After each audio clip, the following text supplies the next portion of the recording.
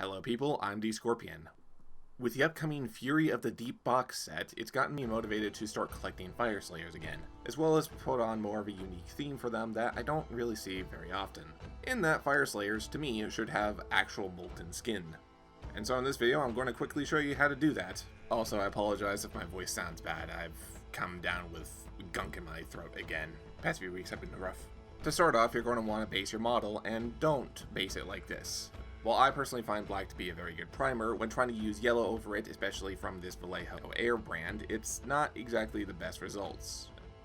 Switching over to a gray primer can yield slightly better results, but the best solution is to simply prime your models in a white undercoat and then use whatever yellow you want to use. Alternatively, you can just brush the yellow on, like I am here with Afriland Sunset, as kind of like a fix-up model and further testing, but it's really up to you. From here, start building up small patches of more the warmer colors, moving on to, say, oranges, and then maybe reds, and if you really want some darker red. You aren't trying to cover the whole body though, and do try to leave more of the yellow showing.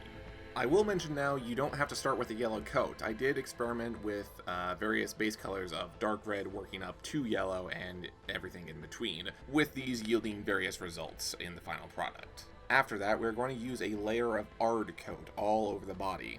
Now, why are we doing this? Well, simple, because the next step requires us to really make sure the paint sticks to the body.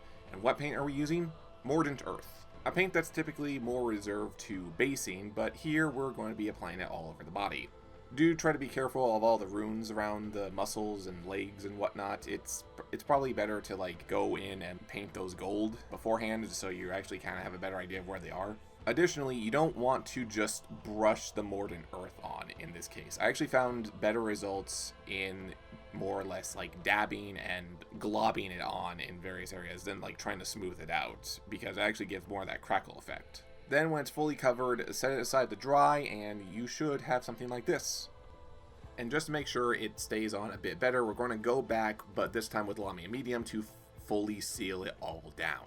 And if you're wondering, hey, this is basically just that one Warhammer tutorial on making molten bases, you're correct. That's basically where I got this. It's just applying it now to a figure. And after you let all that dry, the skin should be complete, after which you just need to paint up all whatever various other details you want of the hair, metal, and weapons, etc.